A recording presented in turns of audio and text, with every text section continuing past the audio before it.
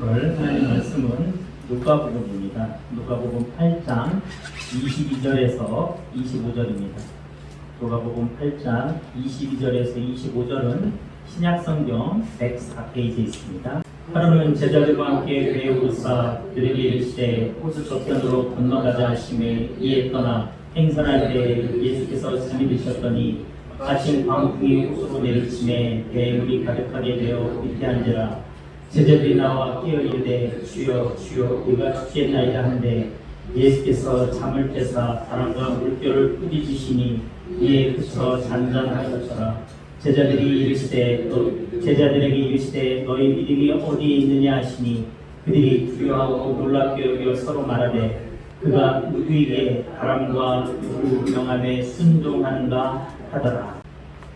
오늘 본문은요, 예수님이 제자들과 함께 배를 타고 갈릴리 호수를 건너가던 중 광풍을, 풍랑을 만난 이야기입니다. 갈릴리 호수는요, 제가 좀 사진을 준비했는데요, 오늘 사진에 보면 윗부분에 갈릴리 호수거든요. 이스라엘에는 큰 호수가 두 개 있는데 갈릴리 호수는 두 번째로 큰 호수입니다. 가장 큰 호수는 그 밑에 사해라고 하죠. 사해바다. 소금의 농도가 너무 진해서 아무나 생물도 살 수 없는 곳입니다. 지금 그 위에 갈릴리 호수인데요. 이 갈릴리 호수가 꼭 고구마 세우는 것처럼 생겼죠.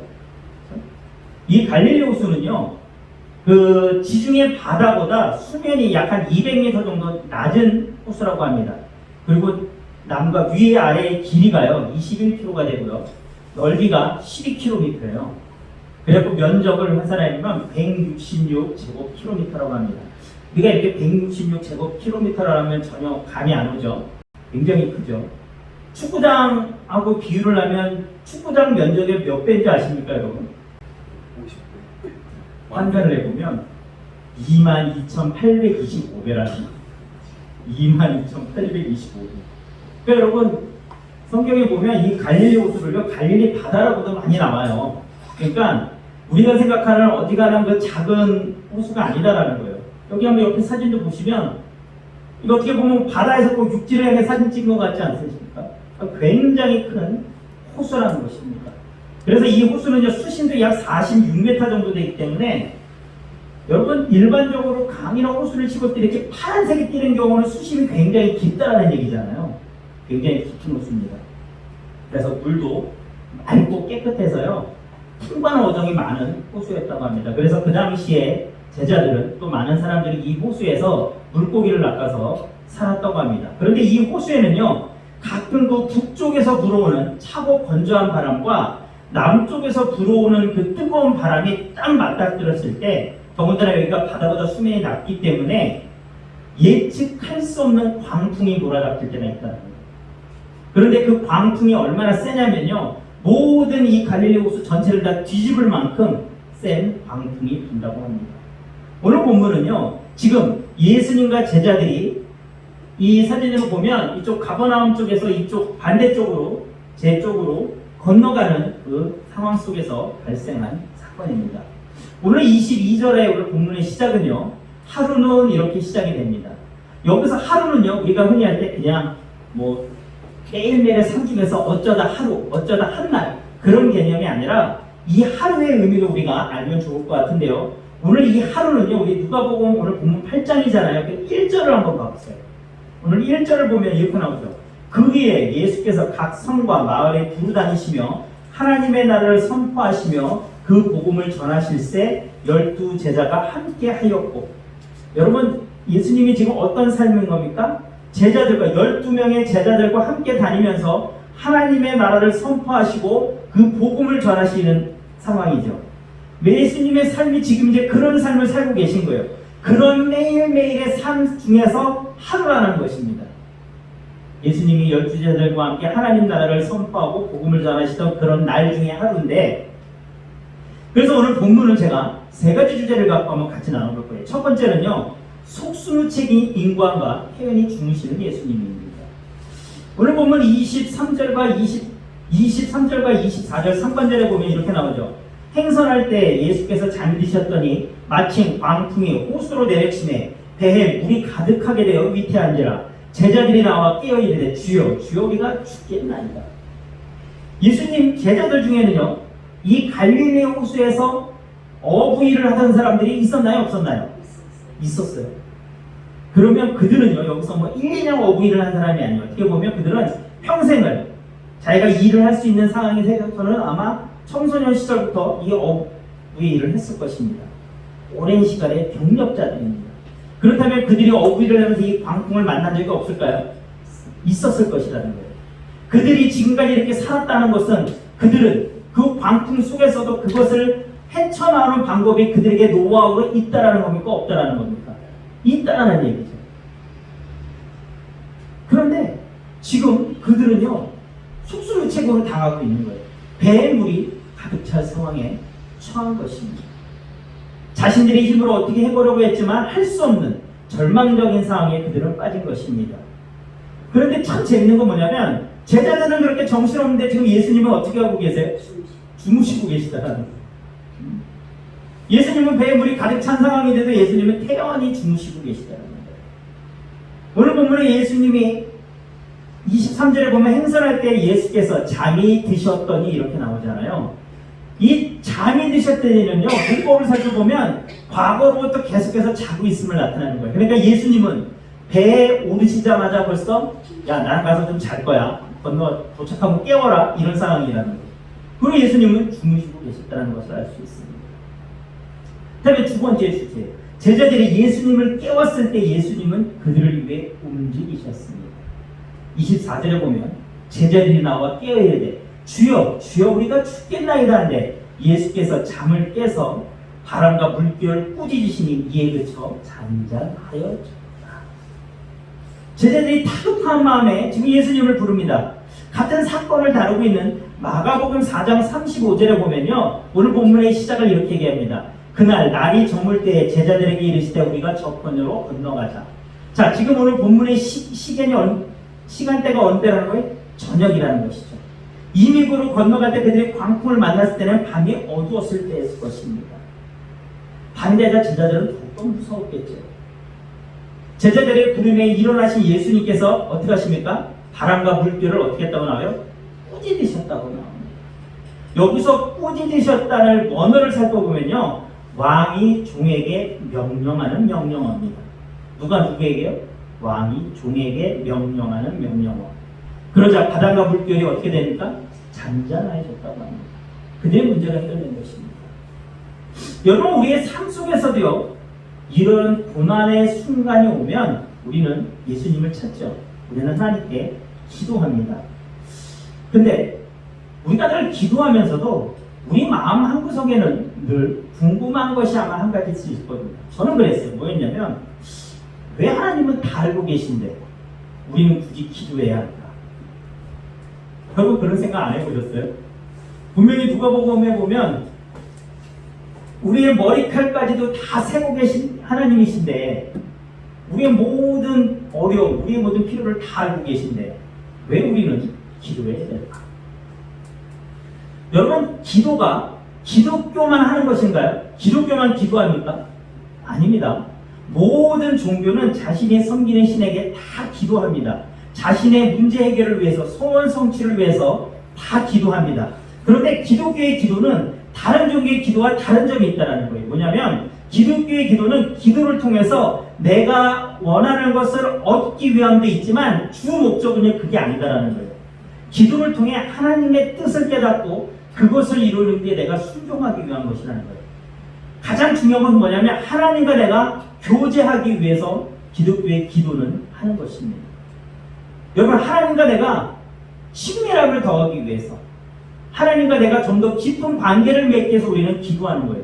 그리고 그 기도를 통해 우리는 하나님의 마음을 알게 되고 우리가 나를 향한, 이 세상을 향한 하나님의 뜻에 우리는 순종하며 나아갑니다. 물론 여러분, 우리의 소원을 갖고도 하나님께 나아갑니다. 여러분, 성경이 분명히 뭐라고요? 여호와의 손을 구하라고 얘기했습니다. 하지만 항상 그의 얼굴을 구하라고 얘기합니다. 여러분, 이것은요, 우리와 하나님과 관계가 어떠해야 되는지, 우리의 기도가 어떠해야 되는지를 알려줍니다. 하나님과 우리의 관계는요, 본질적으로 쌍방 간에 거래하는 관계가 아니라 사랑의 관계를 잊지 마시기 바랍니다. 기도는요, 하나님께 내 소원을 이뤄달라는 일방적인 간구가 아니라 하나님과 우리의 일상적인 대화이어야 합니다. 그렇다면 다시 원래의 질문으로 돌아가세요. 왜 하나님은 우리가 열심히 기도해야 응답해 주실까? 우리에게 꼭 필요한 것이라면 우리가 기도하기 전에 그걸 이미 다 알고 계신 하나님께서 미리 좀 해주시면 안 될까요? 여러분, 하나님은 다시 한번 말씀드리지만 우리의 모든 것을 우리보다 더 잘 알고 계시고 우리의 모든 필요를 잘 알고 계십니다. 그런데 왜 하나님이 우리가 간절히 기도할 때 우리의 기도를 응답해 주시냐면요, 문제는 우리에게 있습니다. 왜냐하면 우리는 열심히 기도하지 않으면 하나님이 응답해 주셔도 우리는 그것이 하나님이 응답해 주셨다고 생각하지 않는다는 것입니다. 여러분, 우리 인간이 살려면 산소가 있어야 되죠. 여러분, 이 산소 하나님이 주신 것입니다. 그렇죠? 근데 여러분, 이 산소 우리가 하나님께 열심히 기도해서 하나님 산소 좀 주세요 해서 하나님 산소 주신 거 아니죠. 여러분, 지금까지 한 번도 하나님 산소 주셔서 감사합니다 기도해 본 적 있으세요? 여러분, 산소 주신 하나님께 감사합니다라고 감사해 본 적 있으십니까? 저도 없더라고요. 우리는요, 내가 간구해서 얻은 것이 아니면 당연한 것으로 여기는가 우연으로 여긴다는 거예요. 결과를 하나님의 축복을 알지 못하고 하나님께 감사하지 않습니다. 그래서 하나님 우리가 기도하기를 원하십니다. 그거라도 있어야 우리가 하나님 앞에 나아가기 때문입니다. 제가 전에 다리가 부러져서 병원에 입원했었을 때 수술하고 나서 물리치료사가 물리치료 받다가 그런 얘기를 해요. 뭐냐면, 아유, 아프신 다리가 부러진 게 불행인 다행이라고. 만약에 성하신 다리가 부러졌으면 이거 다 붙을 때까지 꼼짝도 못하지 않았던 거. 정말 불행인 다행이라고 얘기해요. 그래서 제가 뭐라고 했는지 아십니까? 하나님 은혜 줬어요. 여러분, 세상 사람들이 이렇게 얘기합니다. 천만 다행이네. 운이 좋았네. 근데 여러분, 하나님의 자녀인 우리는요, 이렇게 고백해야 됩니다. 하나님 감사합니다. 하나님이 해주셨습니다. 여러분, 그게 우리의 고백이 되어야 합니다. 오늘 본문의 세 번째 주제는요, 세 번째 우리 같이 나눠볼 내용은요, 너희 믿음이 어디에 있느냐. 25절 한번 보면요, 제자들에게 이르시되 너희 믿음이 어디 있느냐 하시니 그들이 두려워하고 놀랍게 여겨 서로 말하되 그가 누구이기에 바람과 물을 명하며 순종하는가 하더라. 바람과 물을 꾸짖어 잠잠하게 하신 예수님은 그 위에 제자들을 지금 책망하고 계십니다. 너희 믿음이 어디 있느냐? 도대체 너희 믿음은 어디 있냐? 예수님 말씀하고 계십니다. 여러분, 오늘 본문의 상황에서 제자들과 지금 예수님의 차이가 뭘까요? 제자들이 왜 지금 예수님을 알고 너희 믿음이 어디냐 이런 얘기를 듣고 있을까요? 그 원인은요, 제자들의 말, 그가 누구이기에 통해서 우리가 알 수 있습니다. 여러분, 제자들은요, 바로 예수님이 어떠한 분인지 몰랐다라는 것입니다. 지금 제자들의 문제는 예수님이 어떠한 분인지 제대로 알고 있지 못하는 거예요. 제자들이 예수님을 왜 깨웠을까요? 단순히 그냥 죽게 됐으니까 깨웠을까요? 제가 그런 생각도 해봤어요. 이 어부들이라면 적어도 헤엄쳐서 뭔가 이렇게 좀 그런 생각도 해보지 않았을까. 어쨌든 간에 단순히 이들이 풍랑이 심하니까 죽을 위기에 처했기 때문에 깨웠을까. 근데 제가 그가 누구이기에 보면서 저는 그런 생각도 해봤습니다. 제자들은요, 어떻게 보면 이렇게 죽는 게 억울했을 것 같아요. 여러분들이 그 배에 있는 제자들이라면 안 그랬겠어요? 아니, 내가 이렇게 죽으라고 내가 지금 생업도 포기하고 내가 지금 예수님을 쫓아다닌 건가? 아니, 그 많은 기적과 이적을 통하셨고, 나중에 예수님이 이 유대에서 뭔가 높은 위치에 처하면 내가 좀 한 자리 차지하고 싶은데 이렇게 죽는다고? 여러분, 억울하지 않았겠습니까? 제자들은 엄청 억울했을 것입니다. 근데 나 녀석도 모르고 저 양반은 저기서 잠만 자고 있네. 여러분, 제자들은 그래서 예수님, 예수님 좀 일어나 보시라니까요. 이렇게 주무실 때가 아니라니까. 우리 죽어요, 죽어. 좀 어떻게 좀 해보세요. 지금 제자들의 마음은 그런 마음일 것입니다. 당시 제자들은요, 예수님을 아직 하나님의 아들이라고 믿고 있지 않습니다.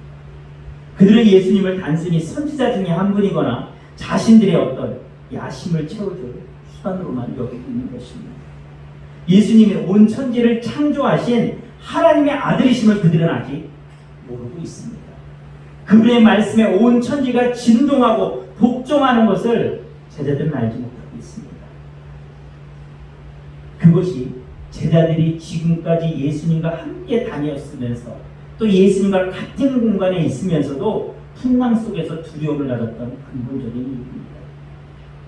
여러분, 누가복음 8장 1절 어땠어요? 예수님이 12 제자들과 함께 하나님의 나라를 선포하며 복음을 전하고 다니셨죠. 여러분, 그 복음을 전파하고 다니는 그 사역 속에서는요, 많은 기적과 이적도 있었을 것입니다. 그런데 제자들은요, 그렇게 실컷 예수님하고 같이 다니고 나서도요, 예수님이 누군지 몰랐던 것입니다.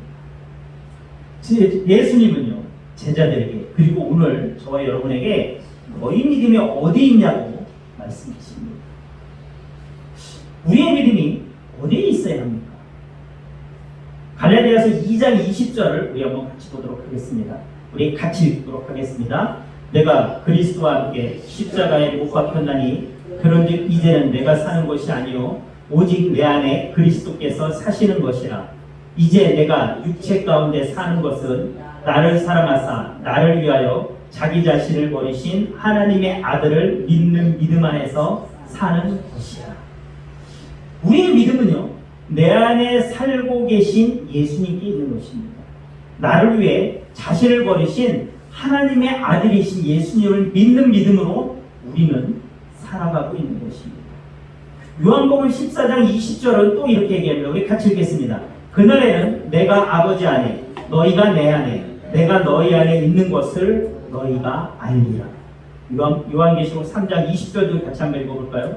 볼지어다 내가 문 밖에 서서 두드리노니 누구든지 내 음성을 듣고 문을 열면 내가 그에게로 들어가 그와 더불어 먹고 그는 나와 더불어 먹으리라.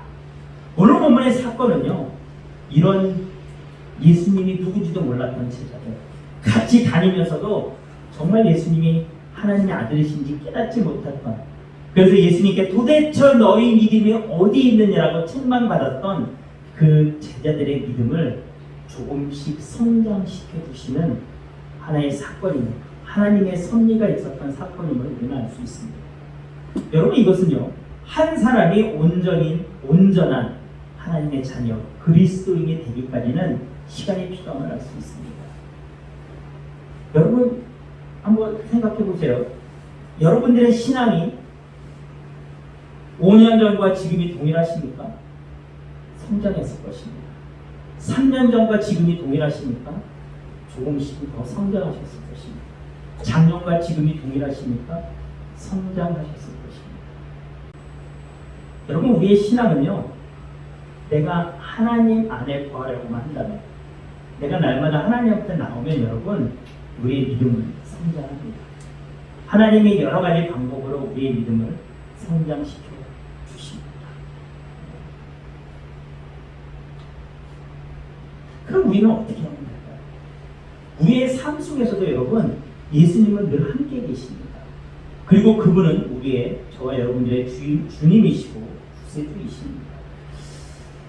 근데 우리는요, 가장 큰 문제가 뭐냐면, 우리는 대부분의 문제 가운데서 싸움 가운데 해결사이신 예수님을 우리는 잘 부르지 않아요.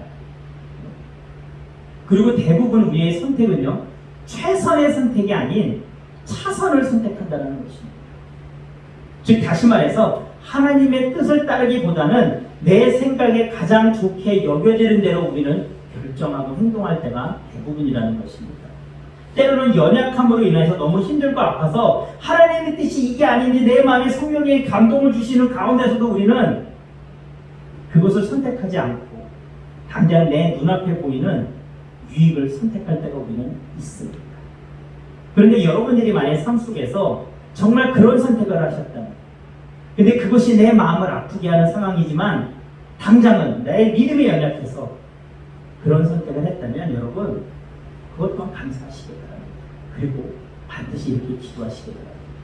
하나님, 나의 연약한 믿음을 굳건하게 하셔서 다음에는 차선책이 아니라 최선택을 선택합니다. 다음에는 하나님이 기뻐하시는 하나님의 뜻에 맞는 선택을 해달라고 여러분 기도하시기 바랍니다. 여러분, 우리에게 가장 좋은 최선책은 무엇입니까?